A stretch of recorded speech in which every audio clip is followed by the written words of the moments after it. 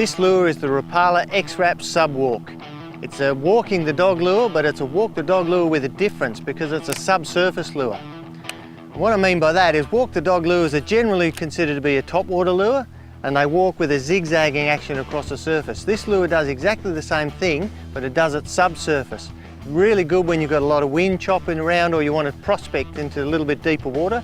The retrieve's pretty much the same, and it's going to be quite a quick cadence with a bounce, bounce, bounce, bounce, bounce. Every time I bounce that rod down and I put a little bit of slack back into the line, that's allowing the lure to zigzag from side to side, that deadly walk the dog action that gets fish to strike. You can slow the cadence down or pick the cadence up, but the beauty of that walking the dog and that X-Wrap finish means it's going to catch plenty of light. That internal holographics is going to really flash out a lot of light across the area.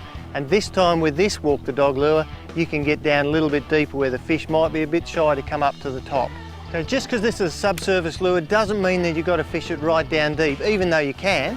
What I'm going to do this time is I'm just going to hold the rod tip up a little higher, and I'm going to walk the dog by bouncing the rod from a high angle like this. This is going to have that lure zigzagging just under the surface, and this is where that X-Wrap holographic finish really comes into its own. It's going to be catching plenty of light, it's going to be flashing across the pond, and I'm going to have that lure right up just under the surface film. Really good if it's pretty windy and you can't get your dog to walk properly.